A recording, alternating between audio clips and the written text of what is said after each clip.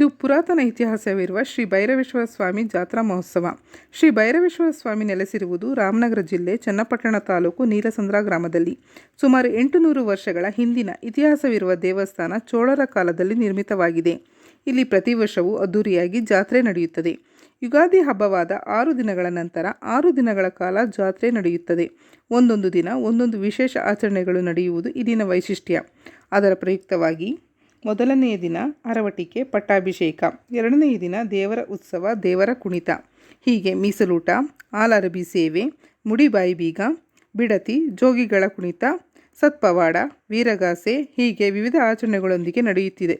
ಈ ದಿನವಾದ ಇಂದು ಮೀಸಲೂಟ ಅಂದರೆ ಸುತ್ತಮುತ್ತಲಿನ ಗ್ರಾಮದ ಭಕ್ತರು ತಮಗೆ ಒಳಿತಾಗಲೆಂದು ದೇವರ ಸನ್ನಿಧಾನದಲ್ಲಿ ಬಂದು ಭಕ್ತಿಯಿಂದ ಒಲೆಗಳನ್ನು ಹಾಕಿ ಅದರಲ್ಲಿ ದೇವರಿಗೆ ನೈವೇದ್ಯ ಮಾಡಿ ಅರ್ಪಿಸಿ ಬಂದ ಜನರಿಗೆ ಊಟದ ರೂಪದಲ್ಲಿ ಪ್ರಸಾದ ನೀಡುತ್ತಾರೆ. ಈ ದಿನ ಎಲ್ಲಿ ನೋಡಿದರೂ ಒಲೆಗಳು, ಅಡಿಗೆ ಮಾಡುತ್ತಿರುವ ಭಕ್ತರು ಕಾಣಸಿಗುತ್ತಾರೆ. ಹೀಗೆ ಮೀಸಲುಡುತ್ತ ಆಚರಣೆಯನ್ನು ಮಾಡಿ ಭಕ್ತರು ತಮ್ಮ ಹರಕೆಯನ್ನು ತೀರಿಸುತ್ತಾರೆ. ಗ್ರಾಮದ ಸುತ್ತಮುತ್ತಲಿನ ಹಳ್ಳಿಗಳಾದ ತಗಚಗೆರೆ, ತಿಮ್ಮಸಂದ್ರ, ಮೊಗಳಿದೊಡ್ಡಿ, ಸಣ್ಣಮ್ಮನಹಳ್ಳಿ, ಪೂಜಾರಿ ದೊಡ್ಡಿ ಹೀಗೆ ಮುಂತಾದ ಹಲವು ಹಳ್ಳಿಗಳ ಜನರು ಸೇರಿ ಪ್ರತಿ ವರ್ಷವೂ ಈ ಜಾತ್ರೆಯನ್ನು ಆಚರಿಸುತ್ತಾ ಬಂದಿದ್ದಾರೆ. ಪೂಜೆ ಸಲ್ಲಿಸಿ ಹೂ ಪ್ರಸಾದ ಬೇಡಿ ಹರಕೆಯೊತ್ತು ತೀರಿಸಿದರೆ ತಮ್ಮ ಕಷ್ಟಗಳು ಪರಿಹಾರವಾಗುತ್ತವೆ ಎಂಬುದು ಇಲ್ಲಿಗೆ ಬರುವ ಭಕ್ತರ ನಂಬಿಕೆ. ಆದ್ದರಿಂದ ಇಲ್ಲಿಗೆ ಬೇರೆ ರಾಜ್ಯಗಳಲ್ಲಿ, ವಿದೇಶಗಳಲ್ಲಿ ನೆಲೆಸಿರುವ ಇಲ್ಲಿನ ಜನರು ಪ್ರತಿ ವರ್ಷವೂ ಬಿಡುವು ಮಾಡಿಕೊಂಡು ಜಾತ್ರೆಗೆ ಆಗಮಿಸುತ್ತಾರೆ. ಈ ದೇವಸ್ಥಾನ ಬಂದು ತುಂಬಾ ಒಂದು 800-900 ವರ್ಷಗಳ ಇತಿಹಾಸ ಉಳ್ಳುವಂತ ಪ್ರಸಿದ್ಧ ದೇವಸ್ಥಾನ. ಇದು ಚೋಳರ ಕಾಲದ್ದು ದೇವಸ್ಥಾನ ಟೆಂಪಲ್ ನಿರ್ಮಾಣ ಆಗಿರೋದು. ಈ ದೇವಸ್ಥಾನ ಒಂದೇ ನೈಟ್ಗೆ ನಿರ್ಮಾಣ ಆಗಿದೆ.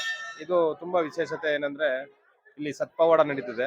ವರ್ಷಕ್ಕೊಮ್ಮೆ ಯುಗಾದಿ ಆದ ನಂತರ ಒಂದು 6 ದಿನಕ್ಕೆ ಜಾತ್ರೆ ಕಾರ್ಯಕ್ರಮ ನಡೀತದೆ. ಆ ಜಾತ್ರೆ ಕಾರ್ಯಕ್ರಮ 6 ದಿನ ನಡೀತದೆ. ಪ್ರತಿದಿನ ಒಂದೊಂದು ವಿಶೇಷತೆ ಇರ್ತದೆ. ಮೊದಲನೇ ದಿನ ಆರೊಟ್ಟಿಗೆ ಅಂತ ಮಾಡ್ತೀವಿ, ಪಟ್ಟಾಭಿಷೇಕ ಮಾಡಿ. ಎರಡನೇ ದಿನ ದೇವ್ರ ಉತ್ಸವ ಇರ್ತದೆ. ಮೂರನೇ ದಿನ ಮೀಸ್ತೂಟ, ಅಂದ್ರೆ ಇವತ್ತು ಮೀಸ್ತೂಟ ನಡೀತಿದೆ. ಪ್ರತಿ ಒಂದು ಗ್ರಾಮದಿಂದನೂ ಪ್ರತಿಯೊಂದು ಮನೆಗಳಿಂದನೂ ಎಡೆಗೆ ಹೊತ್ಕೊಂಡು ಬಂದು ಮಾಡ್ತಾರೆ. ಇದೆಲ್ಲ ಏನಕ್ಕೆ ಮಾಡ್ತಾರೆ ಅಂತಂದ್ರೆ ಅವರಲ್ಲಿ ತಮ್ಮ ಕಷ್ಟಗಳನ್ನ ದೇವ್ರಿಗೆ ಹೇಳ್ಕೊಂಡು ಅವ್ರ ಹರಕೆ ಒಪ್ಕೊಂಡು ಅವ್ರಿಗೆ ಸರಿ ಹೋದ್ಮೇಲೆ ಇಲ್ಲಿ ಒಲೆ ಹಚ್ತೀವಿ ಅಂತ ಅವ್ರ ಹರಕೆ ಮಾಡ್ಕೊಂಡಿರ್ತಾರೆ. ಪ್ರತಿ ಸ್ಟಾರ್ಟಿಂಗ್ ಮೊದಲನೇ ಸಾರಿ ಸುಮಾರಾಗಿ ಇದು ಮಾಡ್ತಾ ಇದ್ರು. ಇವಾಗ ತುಂಬಾ ಸಾವಿರಾರು ಒಲೆಗಳು ಪ್ರತಿ ವರ್ಷ ತುಂಬಾ ಜಾಸ್ತಿ ಆಗ್ತಾನೆ ಇದೆ. ಈ ಜಾಗನೇ ಸಾಕಾಗ್ತಾ ಇಲ್ಲ ಇವಾಗ. ಅಷ್ಟು ಮಟ್ಟಿಗೆ ಭಕ್ತಾದಿಗಳು ಇಲ್ಲಿ ಅತಿ ಹೆಚ್ಚಿನ ರೀತಿಯಲ್ಲಿ ಬರ್ತಾ ಇದ್ದಾರೆ. ಯಾಕೆಂದ್ರೆ ದೇವರು ಆತರ ಅವ್ರಿಗೆ ಆಶೀರ್ವಾದ ಮಾಡ್ತಾ ಇದ್ದಾರೆ. ನಾಳೆ ಮುಡಿ ಮತ್ತೆ ಬಾಯಿಬೀಗ ಅದು ಹರಕೆನೆ.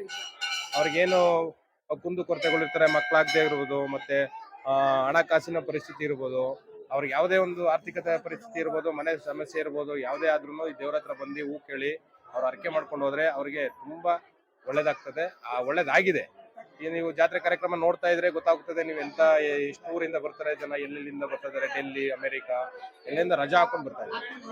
ಹಂಗಾಗಿ ಮತ್ತೆ ಬಿಡ್ತಿ ಇರ್ತದೆ ಮಂಗಳವಾರ, ಬಿಡ್ತಿ ಸಂಜೆ ವೀರಗಾಸೆ, 2 ಕೈಯಿಂದ ಕಾಸಿ ಮೆರೆಯೋದು, ಅದು ತುಂಬಾ ಚೆನ್ನಾಗಿರ್ತದೆ.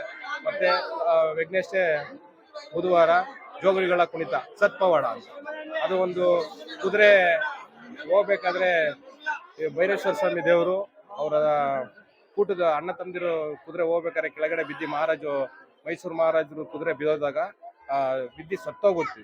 ಅದನ್ನ ಈ ನಮ್ಮ ದೇವ್ರ ಹತ್ರ ಬಂದು ಹರಕೆ ಮಾಡ್ಕೊಂಡು ಮೈಸೂರು ಮಹಾರಾಜರು ಆ ಸತ್ತ ಕುದುರೆ ಎದ್ದು ಬಂದಿದೆ. ಅದಕ್ಕೆ ಅದನ್ನ ಸತ್ಪವಾಡ ಅಂತ ಮಾಡ್ತೀವಿ. ಜೋಗಿಗಳು ಕುಂತ ದಿನ ಇಲ್ಲಿ ವ್ಯಕ್ತಿ ಸತ್ತಿ ಮಲಗಿರ್ತಾರೆ.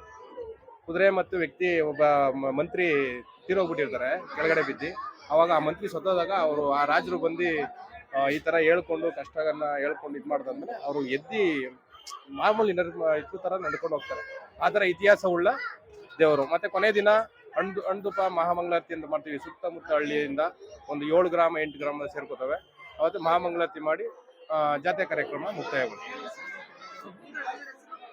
ಸುತ್ತಮುತ್ತ ಹಳ್ಳಿ ತೆಗಿಚಕೆರೆ, ನೀಲಸಂದ್ರ, ಇದು ನೀಲಸಂದ್ರ ಗ್ರಾಮದ ಎಲ್ಲೆಯಲ್ಲಿ ದೇವಸ್ಥಾನ ಇರೋದು. ಈ ಅರ್ಚಕರು ಬಂದು ಸಣಂದಹಳ್ಳಿ ಗ್ರಾಮದವರು, ಹೆಗಡೆಗಳು ಪೂಜಾರಿ ದೊಡ್ಡಿಯವರು.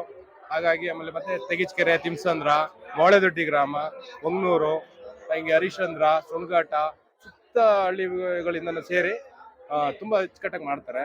ಪ್ರತಿ ವರ್ಷನೂ ಒಲೆ ಈ ವರ್ಷ ಏನಾಗಿದೆ ನೀವು ಪ್ರೆಸೆಂಟ್ ವಿಡಿಯೋ ಮಾಡ್ಕೊಂಡು ಹೋಗಿ, ನೆಕ್ಸ್ಟ್ ವರ್ಷ ಬಂದ್ರು ತುಂಬಾ ಹೆಚ್ಚು 100 ಹೆಚ್ಚಿದೆ ಹೊರತು ಯಾವುದೇ ಕಾರಣಕ್ಕೂ ಕಮ್ಮಿ ಆಗಿಲ್ಲ. ಜನನೂ ಅಷ್ಟೇ ಪ್ರತಿ ವರ್ಷನೂ ದಿನ ನಿತ್ಯ ಪೂಜೆ ಇರ್ತದೆ ಪ್ರತಿದಿನ. ಮತ್ತೆ ವಾರದ ಪೂಜೆ ಇರ್ತದೆ ಭಾನುವಾರ. ಅವತ್ತು ಕೂಡ ತುಂಬಾ ಜನ ಬರ್ತಾ ಇದಾರೆ, ಹರಕೆ ಕೊಟ್ಕೋತಾರೆ. ಅವ್ರಿಗೆ ಯಾವ್ದಂತ ಸಮಸ್ಯೆಗಳನ್ನ ಹೇಳ್ಕೊಂಡು ದೇವ್ರ ಹತ್ರ ಪರಿಹಾರ. ನಾವು ದೊಡ್ಡನಹಳ್ಳಿಯವರು, ನಾವು ಮೀಸಲು ಮಾಡ್ತೀವಿ ಇಲ್ಲಿ. ಪ್ರತಿ ವರ್ಷ ನಾವು ಬಂದೇ ಬರ್ತೀವಿ. ಮಾಡೋದು ಪ್ರಸಾದ ಇದು ಮಾಡಿ, ಒಲೆ ಹಚ್ಚಿ ಪ್ರಸಾದ ಮಾಡಿ ಎಲ್ಲ ಮಾಮೂಲಿ ನಾವು ಒಕ್ಕಲೆಲ್ಲ ಮಾಡ್ತೀವಿ. ವರ್ಷ ನಾವು ಮೀಸಲು ದಿನ ಅಡುಗೆ ಮಾಡಲೇಬೇಕು. ಮಡಿಕೆ ತಗೊಬಂದು ಮನೇಲೆಲ್ಲ ಪೂಜೆ ರೆಡಿ ಮಾಡ್ಕೊಬಂದು ಇಲ್ಲಿ ಅಡುಗೆ ಮಾಡಿಸಿ ಬಂದವ್ರಿಗೆ ಪ್ರಸಾದ ಹಂಚಿ ಊಟ ಕೊಡ್ಬೇಕು. ವರ್ಷ ಮಾಡ್ತೀವಿ. Thank you. ಶಿವಲಿಂಗಯ್ಯ ಅಂತ ಮೇಡಮ್. ಇದು ನೀಲಸಂದ್ರ ಭೈರವೇಶ್ವರ ಜಾತ್ರಾ ಮಹೋತ್ಸವ ಅಂತ.